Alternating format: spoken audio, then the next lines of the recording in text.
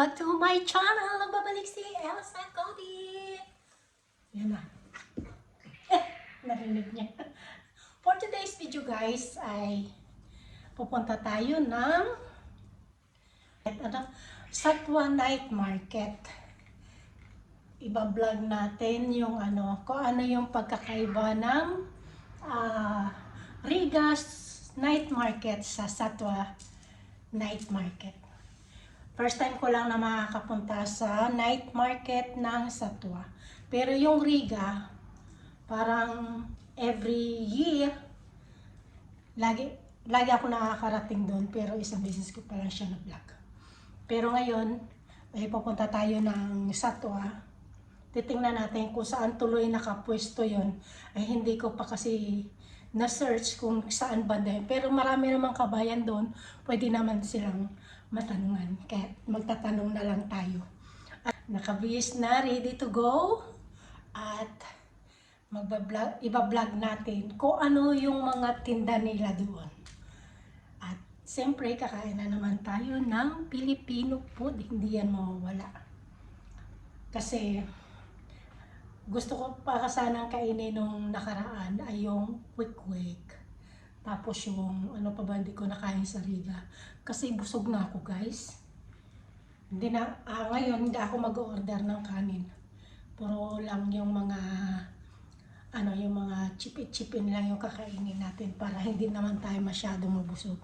Itatry pa rin natin kung makakain tayo ng aking favorite na puto bongbong. Kahit hindi Pasko, may puto bongbong dito. Ang gusto kong matikman talaga, hinahanap ko talaga yan eh. Yung puto na balinghoy, na yung niluluto sa bao, tapos sa gitna may palaman na, alam niyo yung bukayo ng nyug, yung nyug na minatamis. Ganon yung ginagawa kasi ng nanay ko. Bali lula ko na. Yun talaga yung yung tinitinda niya dati doon sa amin na 5 piso yung isang ganon. Ang sarap. Yun talaga yung hinahanap ko dito. Hindi pa ako nakakain. Ilang years na ako dito? 20 years na halos. Hindi pa ako nakakakain nun. Puto bongbong nakain ko na. Lagi ko nang nakakain yun. Pero yun yung hinahanap ko talaga. Hindi ko makain kasi pag umuwi rin ako sa Pilipinas, wala din nagtitinda ng ganon. Yung lula ko lang yung nagtitinda doon banda sa amin dati. Pero kung siguro sa part ng Visayas, kasi doon yung nakaano yung lula ko dati. Nakatira sila nanay. Kaya siguro meron yun doon. Sa part ng Leyte. Kasi Leyte yung nanay ko. Kaya itry natin. Pero sabi nila dati meron. Hindi talaga ako makatagpo, pero ngayon sana meron. Ayun yung unang kakainin ko talaga pag meron doon. Kaya, pupunta na tayo. Lagay muna tayo ng ating perfume. Magkaganito ako guys, kasi malamig sa labas. Para hindi naman tayo pagpistahan ng mga, ayan, ganito na lang. Ayan, laki ng aking tiyan. Para malagyan natin to ng perfume. Malamig naman mayroon eh. Tapos, sa sasakyan malamig din. Double natin. Then, tayo magsusombrero.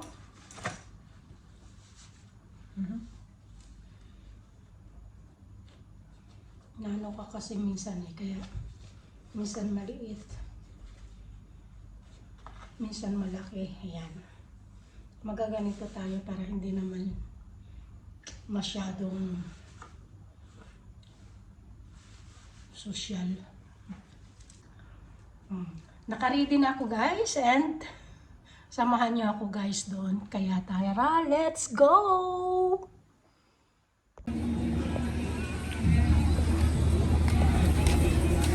Ayan guys, yung Masyado akong maaga. Ito, ikot na. Ayan. Marami na na. Marami pa sa mas lang.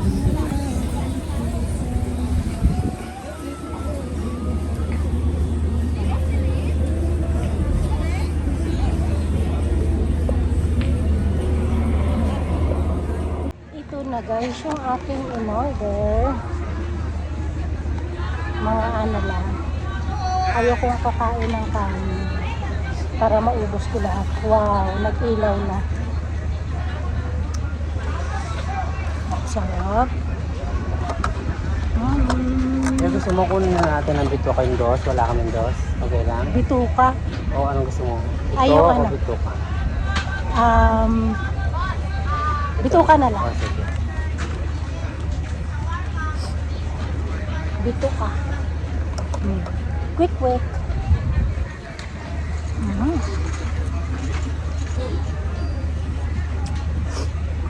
May mangga. Wala pa rin yung aking hinahanap.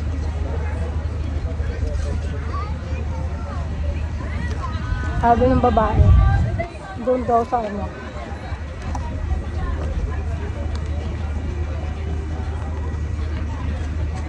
Doon daw sa kanto sa Riga meron. Ayaw ko na naman ako nakita kasi mahal ko kasi ako pumunta doon.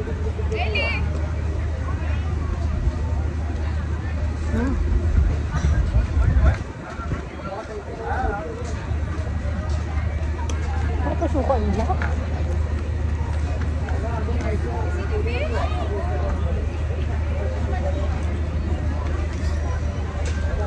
Ano ka suka nila?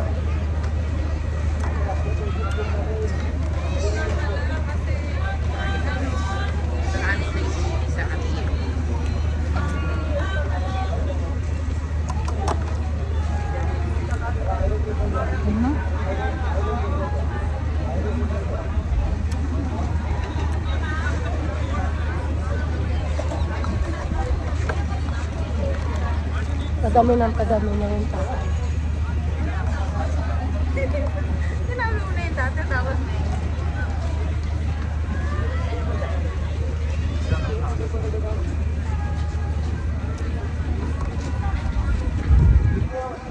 Maliit lang yung pwesto nila.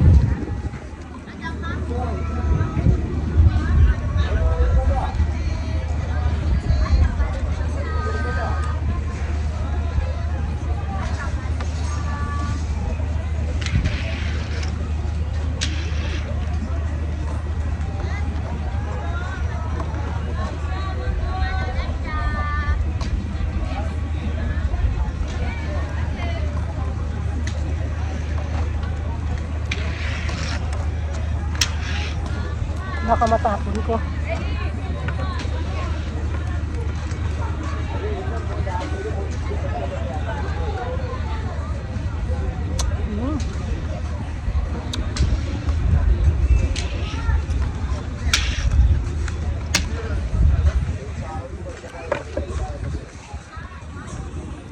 kabila may nakita akong mangga.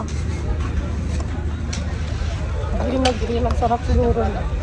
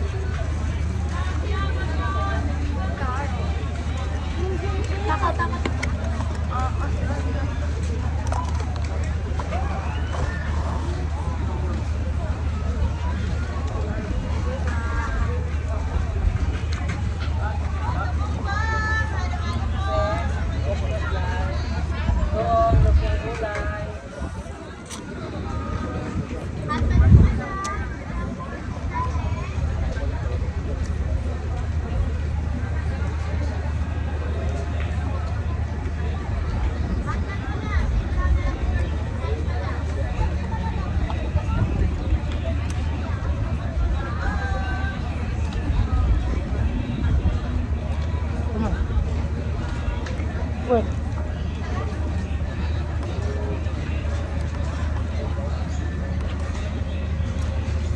Sarap ng suka.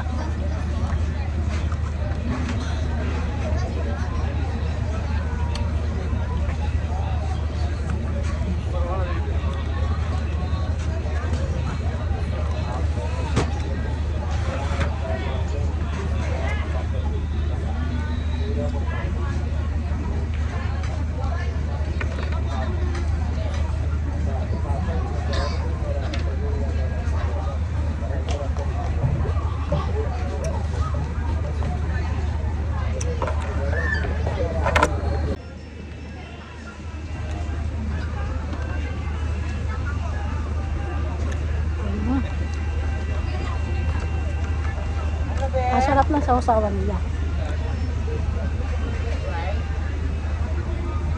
Pero mas nasarapan ako sa isaw dun sa dera. Masarap isaw nila.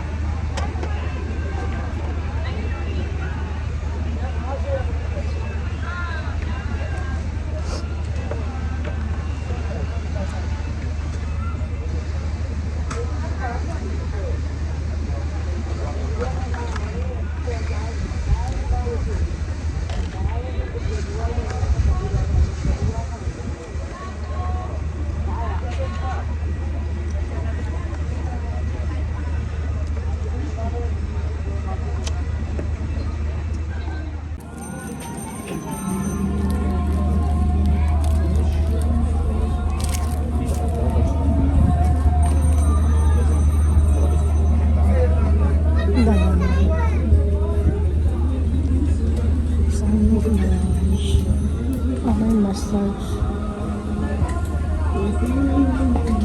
5 minutes, 10 minutes.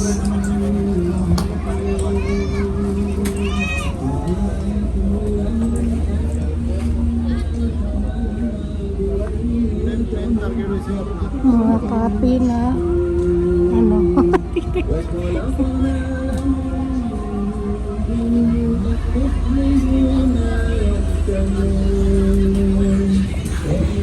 Hi brother, this is a karakti. How much? Guys, so ang daming tao doon sa may hotpot. Parami ang tao. Pero ako busog na. Kahit saan talaga magbenta ang mga food. Patok talaga sila.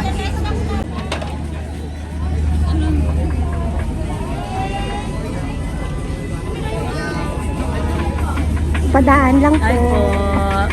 Ma'am, rabbit man takoyaki lemonade, ma'am. Burger doon po, rice box. Inasal po.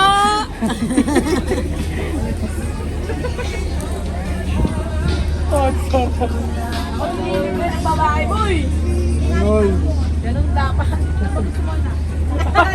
Naging anak na. Akala ko